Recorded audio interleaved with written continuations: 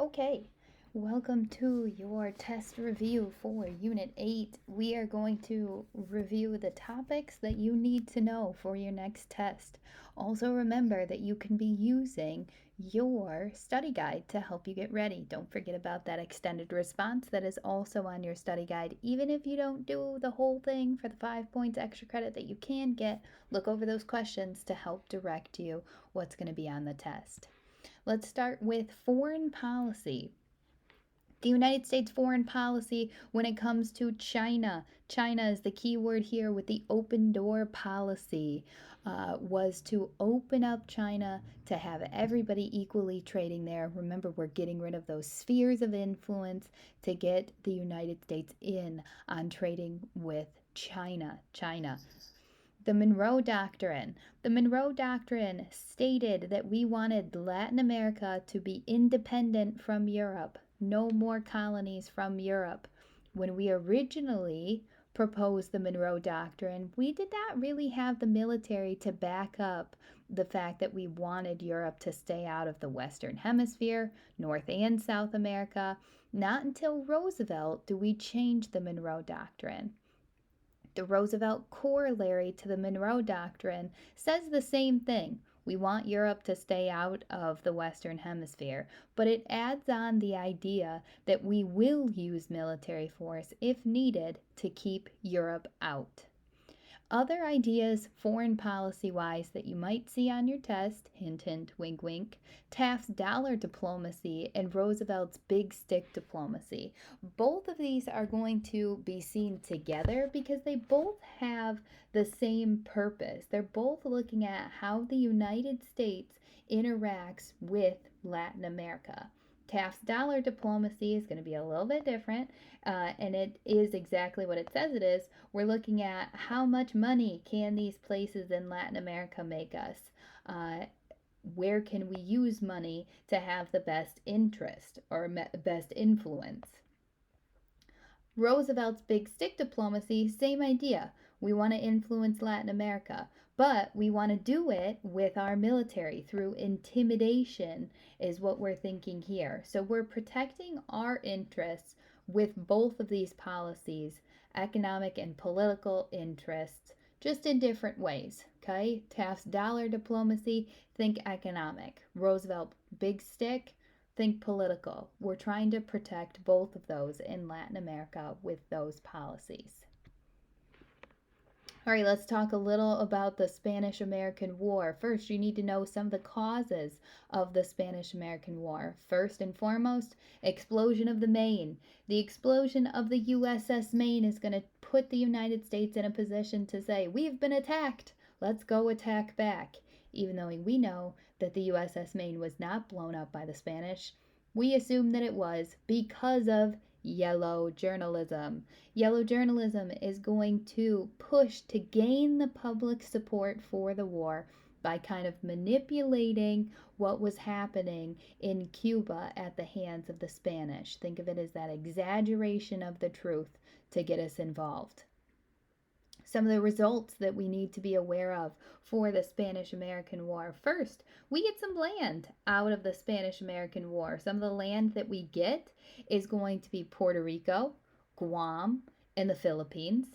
A huge change after the Spanish American War was how the United States was viewed after this war. The United States becomes viewed as a world power because of the win that we get in the Spanish American War. Okay? We get viewed as a new world power, changes our status. Now, the other piece that we need to remember results of the Spanish American War is the presence of the United States in Cuba, and more so even in the Caribbean for our kind of intervention down there whenever we see fit. Remember, think about, we've said this a couple times now, Taft's dollar diplomacy, Roosevelt's big stick diplomacy, following the Spanish American War. We're looking at how do we protect our interests? How do we protect our economic interests?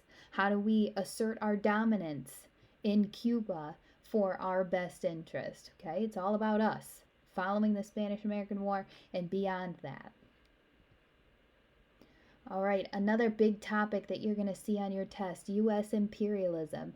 Get this in your brain because you're going to see this multiple times. U.S. imperialism goals are to find new markets to sell all of our goods in and to establish naval bases. Those naval bases are going to help us to protect our trade and serve as refueling stations for our growing navy. Remember, the definition of imperialism that we're working with is a stronger nation taking over a weaker nation. Some examples of when the stronger nation of the United States takes over weaker nations is going to be with Hawaii. We see this also happen in the Philippines. I know we just said we got the Philippines following the Spanish American War, but remember, we buy the Philippines, and the Philippines didn't want us to buy them. We asserted our strength, our economic, political strength over the Philippines to keep them under our control, even when they didn't want to be. We were the stronger nation taking over that weaker nation of the Philippines. We're also going to use imperialism to get the Panama Canal Zone. Teddy Roosevelt will not settle for no as an answer when it comes to building the Panama Canal, connecting those two major oceans to speed up the trip from coast to coast, speed up the trip for trade. Okay, the Panama Canal Zone is also an example of U.S. imperialism. You're going to see a lot of World War I on your test. When we look at World War I in America, we have to look at how did the war affect society. First big changes that we see in society, women are going to be moving into the factories to start working to fill those gaps that were created by men going off to the war. Okay, this is going to help women be in a good position to ask for suffrage rights. Remember the right to vote. Women getting out, working in the factories, becoming functioning members of society, okay, that contribute to winning the war is going to put them in a good position to be recognized, to get the right to vote, to get suffrage rights. The Great Migration is also going to occur during World War I. Remember, this is that massive movement of African Americans from the rural South to the industrial North in search of those opportunities that were presented in the factory jobs. Okay, we're looking for new economic opportunities that the South had restricted African Americans from gaining by moving to the North. We're also looking to get away from the Jim Crow South, the black codes, segregation. Not that the North isn't going to be segregated, but the North offered more economic opportunities than the South did. We also need to remember the Schenck versus U.S. case. The phrase that you need to put in your head is clear and present danger. Remember, when Schenck passed out those pamphlets, he was a clear and present danger to the greater good of the United States, encouraging people to dodge the draft.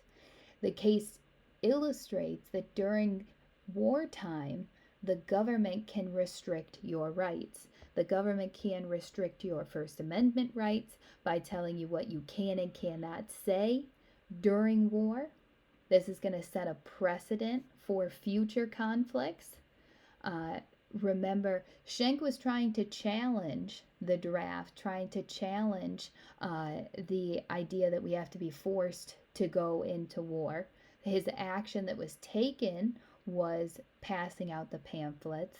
The outcome was that he was found guilty by the lower courts and the Supreme Court, and that they were allowed to limit his speech with the use of the Sedition and Espionage Acts. Okay, the court said it's okay for the government to limit speech because it's for the greater good. Okay, keep that in mind. Now, we're also going to see the position of the United States on the war change. Initially, the United States is going to be neutral. Wilson's going to win his second term as president by stating he kept us out of war. He'll continue to keep us out of war, but that decision, that stance is going to change When initially Wilson is neutral on the war, stay out of it, but that stance will change. We are going to transition from neutrality to war for two big reasons, okay? And they kind of go together. The first big reason is unrestricted submarine warfare from the Germans. They had gone against this idea of freedom of the seas. So the United States will enter the war to safeguard freedom of the seas for U.S. ships that had been being blown up. The other big reason that you're going to see on your test is the Zimmerman telegram. The United States will feel very threatened by Germany when they try to enlist Mexico for their support against the United States should we join the war. That's very scary. They're our closest neighbor to the south. If they did join the Germans, that means we could be attacked on our own soil.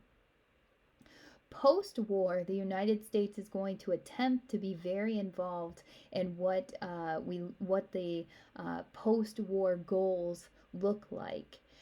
Woodrow Wilson is going to create the 14 points that address the post-war objectives. The main idea of the 14 points was to prevent another war. Within the 14 points, we have the League of Nations.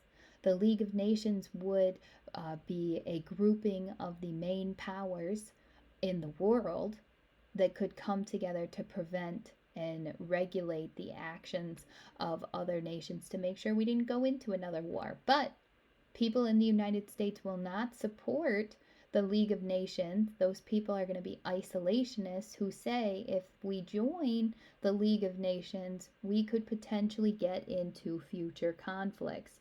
We do not want to get in future conflicts, okay? We want to avoid involvement in future wars. Remember, neutrality. We try to return to neutrality after World War I. There's going to be a disagreement between President Wilson and the Senate, particularly the Senator Henry Cabot Lodge, over the League of Nations. Now, remember, the role of the Senate is very important when it comes to the Treaty of Versailles because the president can negotiate treaties, but Congress has to approve those treaties. And this is due to checks and balances within the Constitution. Okay, that's very important. The president can't just make these decisions all on their own. They have to be able to check in with Congress first. And the Senate is not a big fan of the League of Nations. They do not like the idea that we could potentially get into future conflicts if we so joined this League of Nations that was supposed to establish long-lasting peace as a part of the 14 points. Now, these have been the main ideas that you will see on your test. Don't forget that you can also do your study guide to get 5 points extra credit added onto your test. You let me know if there are any specific questions that I can help you review.